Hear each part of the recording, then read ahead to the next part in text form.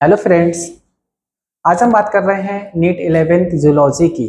इससे previous lecture जो भी अपलोड थे डाइजेशन एंड एब्जॉर्प्शन के, वो हमारे सुपरनोवा करियर इंस्टीट्यूट पर अपलोड हो चुके हैं। तो आप वो हमारे प्रीवियस ईयर के लेक्चर को देख सकते हैं। ठीक है, आइए आज हम बात कर रहे हैं जूलॉजी क्लास 11th में chapter of the first breathing and exchange of gases का देख रहे हैं, जिसको रेस्पिरेशन बोला जाता है। ठीक है, देखिए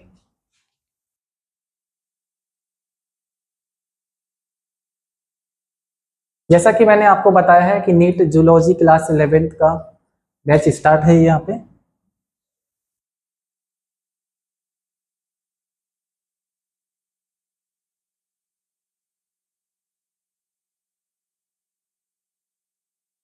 पहले हम कुछ बातों को देख लेते हैं। इंस्पायरेशन वाला जो इंस्पायरेशन और एक्सपायरेशन के बारे में इसमें पढ़ाएंगे, और इससे पहले मैं आपको कुछ इंपॉर्टेंट बातें बताता हूँ ह्यूमन से रिलेटेड। देखिए, पहला इसमें यह है कि जो ह्यूमन बीइंग होता है, ह्यूमन बीइंग एक मल्टी सेलुलर ऑर्गेनिज्म होता है। ठीक है,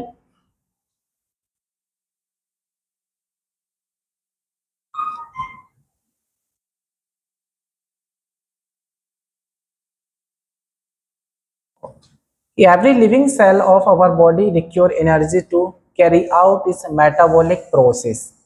ठीक है, इसका मतलब ये है कि जो एवरी लिविंग, प्रत्येक व्यक्ति जो जिसकी लाइफ होती है, हम ऑक्सीजन क्यों लेते हैं? ठीक है, हम ऑक्सीजन इसलिए लेते हैं क्योंकि हमें एक मेटाबॉलिक प्रोसेस करनी पड़ती है। मेटाबॉलिक प्रोसेस में जिस तरह से हम ग्लूकोज फूड लेते हैं, फूड से ग्लूकोज लेते हैं। ठीक है, उस ग्लूकोज में प्रोसेस में क्या होता है, ऑक्सीजन से जाता है आरबीसी में, जा करके वहां पे इस तरह से एक प्रोसेस होती है। अब प्रोसेस में एक एनारोबिक प्रोसेस हो सकती है और एक कह सकते हैं एरोबिक प्रोसेस हो सकती है। ठीक है, इसके बारे में हम आगे देखेंगे। ठीक है, out of all gases present in the atmosphere, जैसे कि ऑक्सीजन होता है, ऑक्सीजन रिक्वायर होता है फॉर सेलुलर रेस्पिरेशन के लिए होता है। पर इसी तरह से जो कार्बन डाइऑक्साइड होती है, वो इस तरह से लिखा है कि best product during respiration. Best product क्या होता है? जब भी हम ऑक्सीजन लेते हैं, ठीक है, ऑक्सीजन को इनहेल करने के बाद जो भी आपका वेस्ट मटेरियल होता है, जैसे कि जो टिश्यू से आता है, टिश्यू तक ऑक्सीजन पहुंचती है। ऑक्सीजन पहुंचने से वहां से जो जो CO2 होता है, कार्बन डाइऑक्साइड होती है, कार्बन डाइऑक्साइड को टिश्यू से उठाया जाता है और टिश्यू से फिर उसको लाया जाता है और बाहर उसको एक्सहेल किया जाता है, जिसको वेस्ट मटेरियल बोलते हैं, CO2 को। जैसा लिखा है कि oxygen can not directly diffuse into every cell in human body. कि ऑक्सीजन जो होता है किसी भी सेल में डायरेक्ट डिफ्यूज नहीं होता है। तो इस कैसे डिफ्यूज होता है? इसको डिफ्यूजन के लिए ये हीमोग्लोबिन के साथ में आपके आरबीसी के अंदर जाती, आरबीसी से जो आरबीसी में जाएगी, हीमोग्लोबिन से ये अटैच होकर के ऑक्सी हीमोग्लोबिन बनाता है। इस तरह से हीमोग्लोबिन जो होता है वो CO2 से मिलकर के, ठीक है, ऑक्सी कार्बोनिक एसिड भी बनाता है। ठीक है, जैसा कि आपको इसमें दिख रहा होगा, ठीक है, ये एक बाइंग ट्यूब है। ठीक है, ये आपका ये दिख रहा होगा आपको, ये लंग्स है। ठीक है, इसके बारे में हम अभी आगे देखेंगे। ये कुछ ब्रोंकाइल्स वगैरह हैं, ये आपको एक ट्रीज के तरह दिखेंगी, ट्रीज ब्रांच की तरह ये दिखती हैं।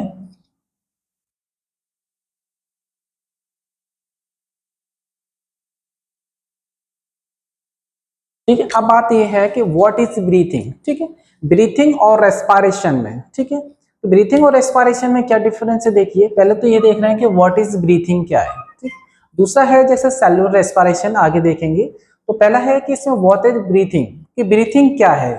ठीक है, ब्रीथिंग एक मैकेनिकल प्रोसेस है जिसमें क्या होता है कि मूवमेंट होती है एटमॉस्फेरिक एयर की एंड, ठीक है, जो कि in and out of the lungs is called breathing. ठीक है, जैसा कि इसमें आपको दिख रहा होगा कि एक इस तरह से ब्रीथिंग इन, ठीक है, इनका मतलब ये है कि आप ब्रीथिंग के दौरान जो भी आप गैसेस को इंस्पायर कर रहे हो, उस गैसेस को इंस्पायर करने के बाद आप फिर उसको जब आउट करते हो, ब्रीथिंग आउट, यानी उसको फिर एक्सपायर करते हो। तो एक्सपायर के दौरान क्या होता है? एक्सपायरन के दौरान क्या होता है? चेस्ट के अंदर यही कॉन्ट्रैक्ट करता है ये चेस्ट। ठीक है, इसमें लंग्स भी हेल्प करते हैं। ठीक है, इस तरह से ब्रीथिंग इन करते हैं तो ब्रीथिंग इन क्या होता है कि जो चेस्ट होती है वो एक्सपेंड करती है, ठीक है। इसमें रिफ्स भी काम हेल्प करती हैं और इसमें डायफ्राम जो होता है, इसमें डायफ्राम जो है वो भी हेल्प करता है, ठीक है। इसको हम डिटेल में अभी आगे देखेंगे।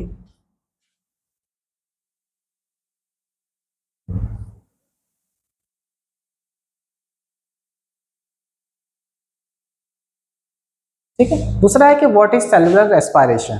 अब सेलुलर रेस्पिरेशन क्या है, जैसा कि नाम से है कि सेलुलर रेस्पिरेशन मतलब ये है कि सेल के अंदर जो रेस्पिरेशन हो रहा है उसको हम सेलुलर रेस्पिरेशन बोलते हैं, ठीक है। अब सेल के अंदर रेस्पिरेशन किस तरह से होगा, तो सेल के अंदर रेस्पिरेशन देखिए, इसमें लिखा है कि it is enzyme catalyse process, ये involve complete oxidation of organic nutrients present in cell in the presence of oxygen to release energy, ठीक है। इसका मतलब ये है कि एक एंजाइमेटिक प्रोसेस है, सेलुलर रेस्पिरेशन जो होता है वो एक एंजाइमेटिक प्रोसेस है, ब्रीथिंग जो होती है वो एक एंजाइमेटिक प्रोसेस नहीं है, एक मेटाबॉलिक प्रोसेस में होता है, ठीक है। अब ये जो रेस्पिरेशन है ये जैसे कि लिखा है कि सेलुलर रेस्पिरेशन,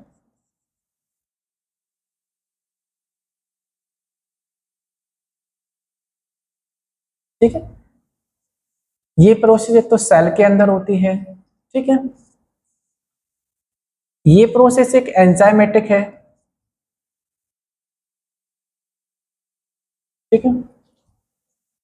ये प्रोसेस जो है एक एरोबिक भी हो सकती है,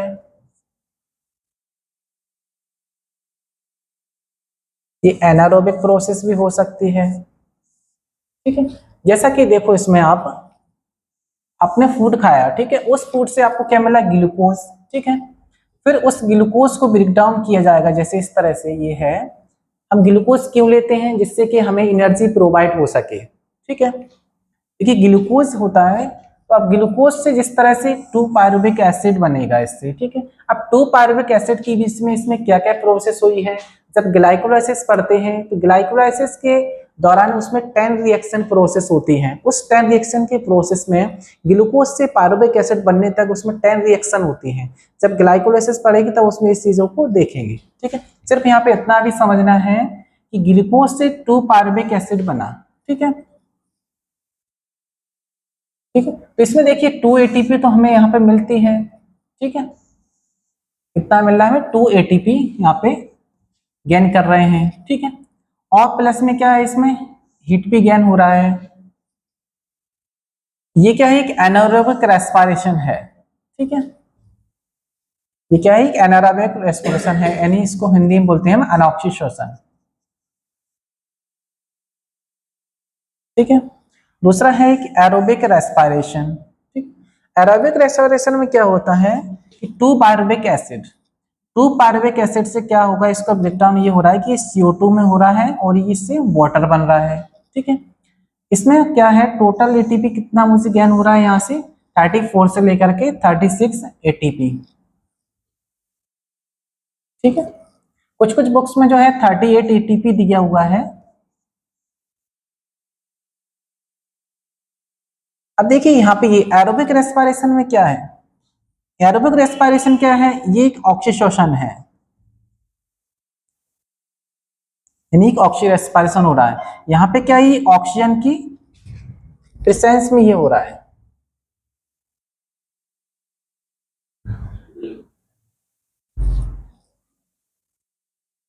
ठीक। देखिए ये प्रोसेस किसके प्रेजेंस में हो रही है, ऑक्सीजन, इसलिए इसको बोल रहे हैं हम एरोबिक रेस्पिरेशन। ये प्रोसेस ऑक्सीजन के प्रेजेंस में हो रही है। ये 2 पायरुविक एसिड था जिसको ब्रेक डाउन किया गया है CO2 और H2O में, ठीक है, कार्बन डाइऑक्साइड और वाटर में, ठीक है।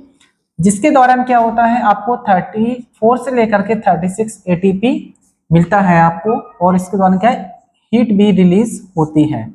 कुछ कुछ बुक्स में 38 एटीपी लिखा है, जो कि टोटल आपको कितनी गेन एटीपी हो रही है, 36, या किसी में 38 भी लिखा हुआ है, ठीक है। ये पूरा प्रोसेस जो रहता है आपका, अब ये 38 एटीपी या 36 एटीपी जो है वो किस दौरान मिला है, तो इस दौरान आपको क्या क्या प्रोसेस हुई होंगी आपकी, एक तो आपकी ग्लाइकोलाइसिस प्रोसेस हुई है, ठीक है।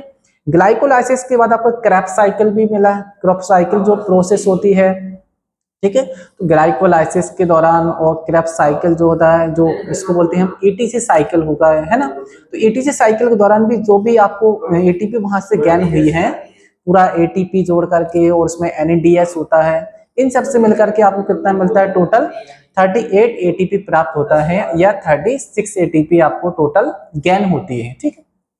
ये है, तो आपको ये समझ में आया होगा, ठीक है। ये क्या है, सेलुलर रेस्पिरेशन।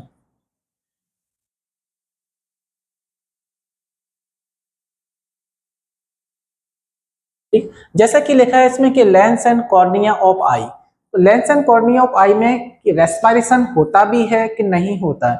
यदि रेस्पिरेशन होता भी है तो उसमें कौन सा रेस्पिरेशन होता है, ठीक है। देखिए लेंस एंड कॉर्निया, ठीक, lens and cornea of eyes, यानी ये हमारे आईज के अंदर प्रेजेंट होते हैं, ठीक। देखिए लेंस और कॉर्निया के अंदर जो रेस्पिरेशन होता है वो एनएरोबिक रेस्पिरेशन होता है।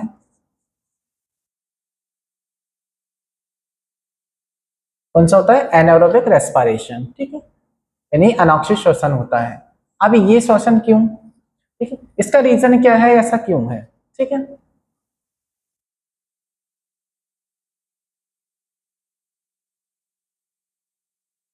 क्योंकि इसमें वेसल्स जो होती हैं वो एब्सेंट होती हैं, ठीक है। दूसरा ये है कि इसमें माइटोकॉन्ड्रिया नहीं होती है, ठीक है। ऐसा लेंस एंड कॉर्निया में एरोबिक रेस्पिरेशन का रीजन ये है क्योंकि इसके अंदर जो है वेसल्स प्रेजेंट नहीं होती हैं, ठीक है। दूसरा ये है कि इसके अंदर माइटोकॉन्ड्रिया नहीं होती है, ठीक है। क्योंकि माइटोकॉन्ड्रिया होती है तो उसमें क्या होता है कि एटीपी का उसमें एटीपी जनरेट होगी वहां से, ठीक है, लेकिन उसमें माइटोकॉन्ड्रिया नहीं होती है, ठीक है। इस वजह से क्या होता है, और दूसरा वेसल्स इसमें एब्सेंट होती है, ठीक है। जिसके अब ये है कि लेंस और कॉर्निया ऑफ आई जो होती है मोस्टली, इसलिए इसको क्या है डोनेट भी कर सकते हैं, किसी के डेथ के बाद इसको मोस्टली डोनेट इसके इसलिए किया जाता है कि इसका एक ये रीजन भी है, ठीक है। इस तरह से आरबीसी है, आरबीसी के अंदर भी है जो एनारोबिक रेस्पिरेशन होता है,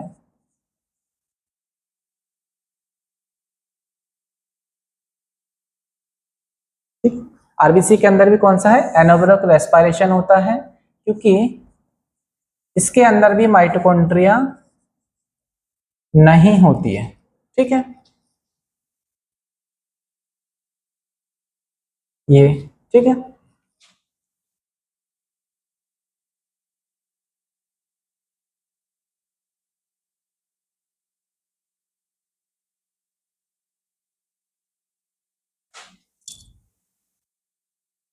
ठीक है। देखिए अब इसमें यह है कि ह्यूमन के अंदर गैस का एक्सचेंज कैसे होता है, ठीक है।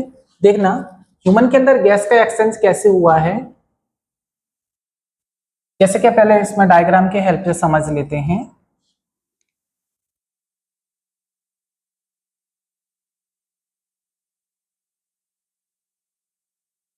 आपने किया है कि ऑक्सीजन को इनहेल किया, ठीक है। अब ऑक्सीजन को भी किया है कि ऑक्सीजन के साथ में और कुछ भी है, ठीक है। देखिए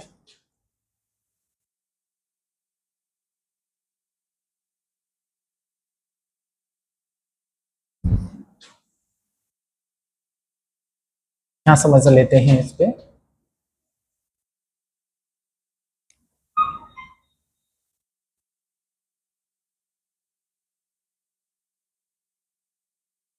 ठीक है। इनहेलेशन के दौरान, ठीक है,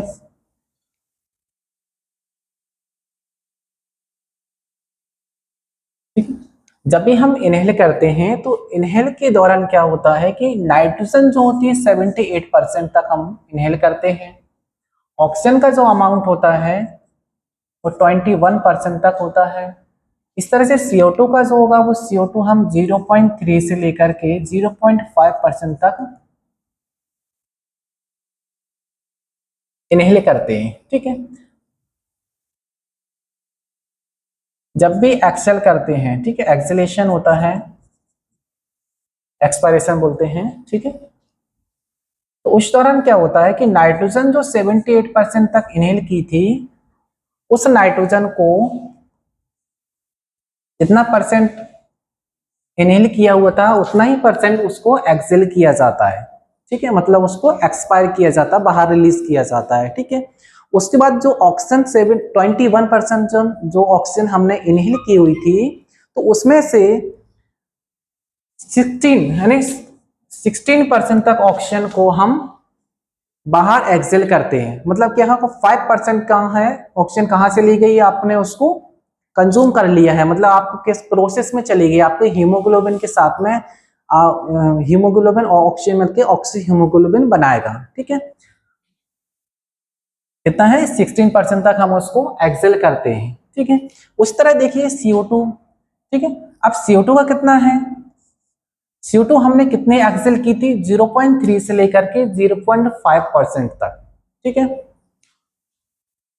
अब हम इसको एक्सेल कितना कर रहे हैं, 5% तक। मतलब क्या है, CO2 का अमाउंट तो बड़ा है, लेकिन एक्सेल के दौरान CO2 का अमाउंट तो बड़ा है, लेकिन ऑक्सीजन का जो अमाउंट था वो थोड़ा कम हुआ है, ठीक है।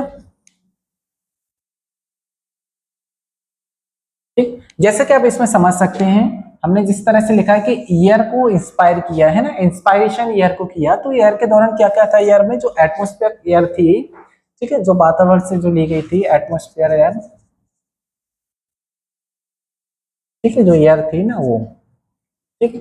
जैसे आपने इनहेल किया, ठीक है, तो इनहेल के दौरान क्या है आपकी इस तरह से जाएगी फ्रेंड्स, और आप फिर इसमें ट्रैकिया की हेल्प से, ठीक है, ट्रैकिया की हेल्प से ये आपके लंग्स तक जाएगी, ठीक है।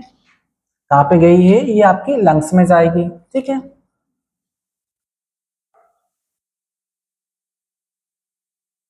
ठीक है। लंग्स पे हेल्प से फिर आपके कहाँ तक जाएगी, आपके ये हार्ट में पहुंचती है, ठीक है। इसका अलग अलग परसेंट रहता है, ठीक है, इसको आगे देखेंगे, ठीक है। देखिए हार्ट के हेल्प से फिर ये कहाँ जाएगी, ठीक है, फिर ये आपकी पल्मोनरी की हेल्प से, ठीक है, क्या है help, sorry, heart pumps blood को, जब ये पंप करेगा, जब ये ऑर्गन तक जाता है, इस तरह से ये यहाँ पे देख सकते हैं, तो ये ऑक्सीजन का अमाउंट यहाँ तक जाएगा।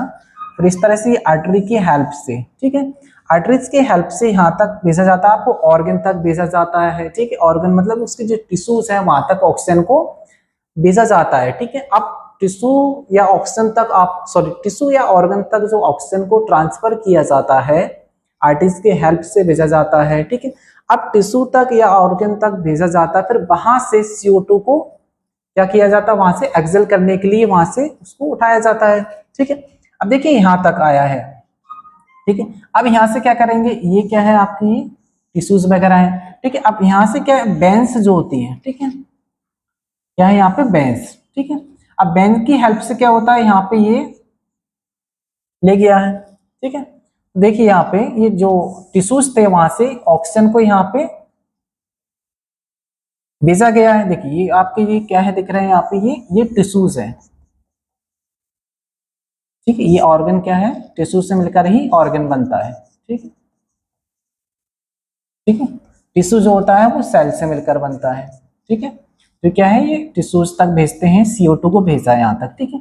अब टिश्यू तक CO2 को भेजा, CO2 को, सॉरी, O2 को टिश्यू तक भेजा गया। अब देखिए यहाँ पे CO2 कार्बन डाइऑक्साइड को टिश्यू से यहाँ से उठा लिया जाता है यहाँ से, ठीक है।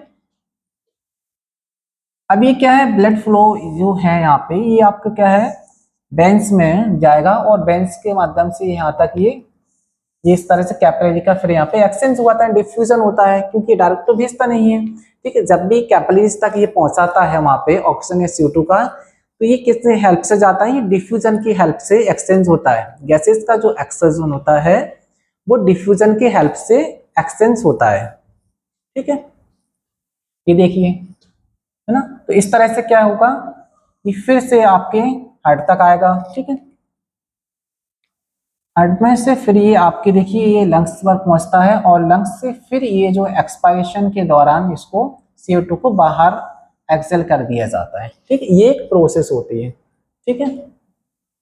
अभी एल्वलाई में गैस का एक्सचेंज कैसे होता है, ठीक है, जैसा कि बताया है आपको, ये क्या है, डिफ्यूजन की हेल्प से यहाँ पे जो गैसेस का एक्सचेंज होता है वो डिफ्यूजन की हेल्प से कैपिलरीज में होता है, ठीक है।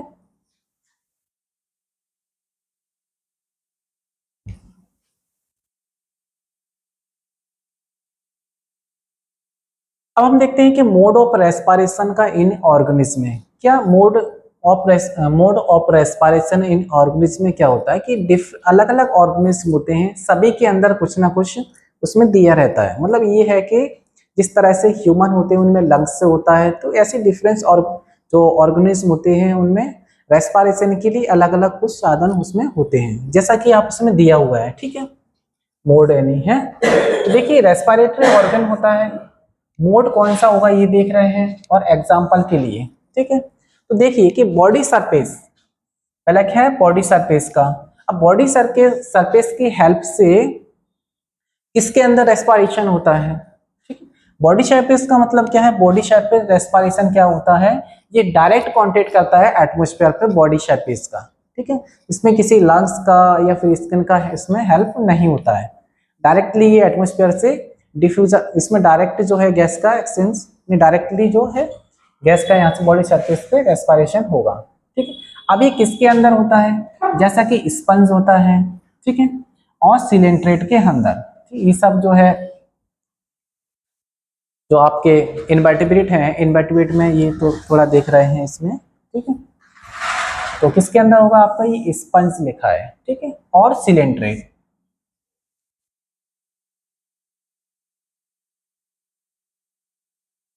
ठीक है। बॉडी सरफेस का जो रेस्पिरेटरी ऑर्गन होता है बॉडी सरफेस, उसका मोड ऑफ रेस्पिरेशन क्या है, बॉडी सरफेस रेस्पिरेशन होता है। ये एटमॉस्फेयर से डायरेक्टली रेस्पिरेशन करता है, इसका एग्जांपल क्या है, स्पंज होता है और सिलिंड्रेट के अंदर ये देखने को मिलता है, ठीक है। फिर आपका आता है गिल्स, ठीक है। गिल्स से जो भी रेस्पिरेशन होता है उसका मोड होता है ब्रांचियल रेस्पिरेशन, ठीक है। ब्रांचियल रेस्पिरेशन होता है वो फिशेस के अंदर होता है, ठीक है, क्योंकि गिल्स जो होती है वो फिशेस के अंदर देखने को मिलती है, ठीक है। तो गिल्स से जो रेस्पिरेशन होता है वो फिशेस के अंदर देखने को मिलता है। उसके बाद बुक गिल्स दिखा है, ठीक है। बुक गिल्स क्या है, बुक गिल्स ही रेस्पिरेशन होता है, ये क्रैब के अंदर देखने को मिलता है, इसका जो है लीमुलस के अंदर। उसके बाद आता है स्किन का, ठीक है। स्किन का मोड ऑफ रेस्पिरेशन है क्यूटेनियस रेस्पिरेशन, क्यूटेनियस रेस्पिरेशन जो होता है वो स्किन के हेल्प से होता है, जो कि एम्फीबियंस होते हैं और एनिलिड्स के अंदर देखने को मिलता है, ठीक है। अब एम्फीबियंस होते हैं तो एम्फीबियंस के अंदर क्या होता है, एम्फीबियंस में जैसे फ्रॉग होते हैं और लिजार्ड वगैरह ये, ठीक है।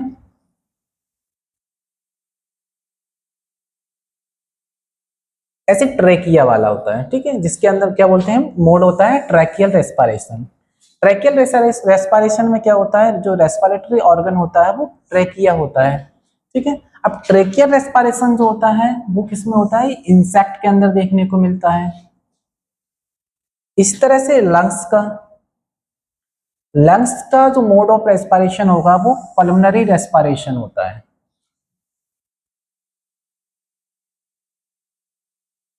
लंग्स का मोड ऑफ रेस्पिरेशन होता है पल्मोनरी रेस्पिरेशन, ठीक। ये जो पल्मोनरी रेस्पिरेशन है, ये पल्मोनरी रेस्पिरेशन ह्यूमन के अंदर भी देखने को ये मिलता है, ह्यूमन के अंदर होता है आपका पल्मोनरी रेस्पिरेशन, ठीक है।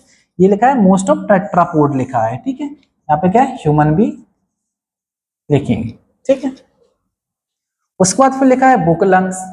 ये बुक लंग्स रेस्पिरेशन जो होता है वो अरेक्निड्स के अंदर होता है, जो कि स्पाइडर एवं स्कॉर्पियन लिखा है उसके अंदर होगा, ठीक है। तो इस तरह से डिफरेंट मोड हैं डिफरेंट ऑर्गन के रेस्पिरेशन के लिए।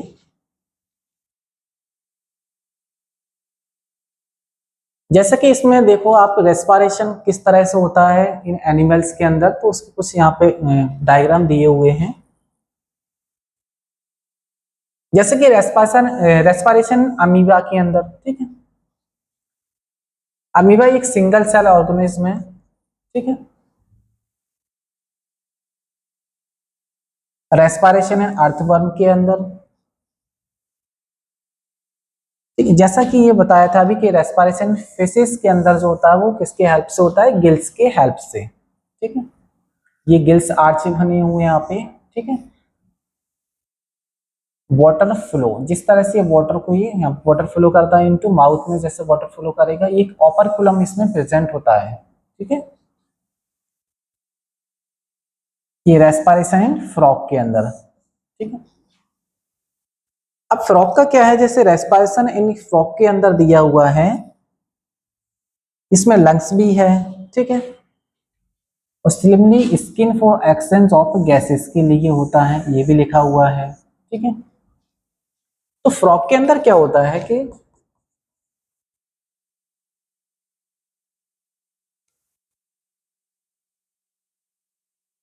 फ्रॉग के अंदर जो है लंग्स भी जो होते हैं वो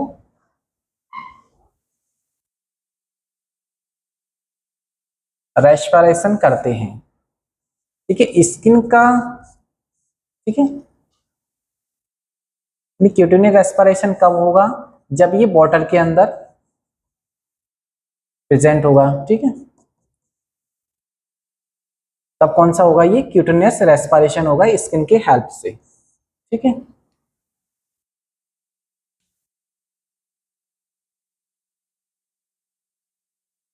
जैसा कि आपको बताया था कि पल्मोनरी रेस्पिरेशन के बारे में, कि पल्मोनरी रेस्पिरेशन जो होता है वो मोस्टली क्या है, मैमल्स के अंदर भी होता है, बर्ड्स के अंदर भी है। ठीक है, और रेप्टाइल्स के अंदर भी देखने को मिलता है, और एम्फीबियन के अंदर भी है। ठीक है, अब एम्फीबियन में क्या होता है, जैसे फ्रॉग आता है। ठीक है, तो ऐसे बताया कि लंग्स जो होगा, लंग्स हेल्प कब करता है फ्रॉग के अंदर, जब ये बाहर होता है, जब ये वाटर के अंदर रहेगा फ्रॉग, वाटर के अंदर जब फ्रॉग रहता है तो उस टाइम क्या करता है, ये स्किन की हेल्प से रेस्पिरेशन करता है, जिसको हम क्यूटेनियस बोलते हैं। ठीक है, क्यूटेनियस रेस्पिरेशन।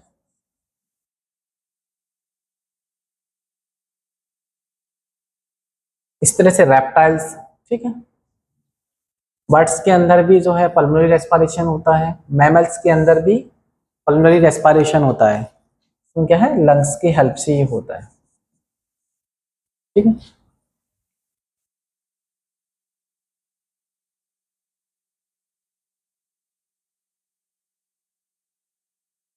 अब देखिए यहाँ से प्रश्न कौन सा आया हुआ है, यहाँ से एक ही प्रश्न आया है, उस अभी तक यहाँ से कोई प्रश्न नहीं बना है।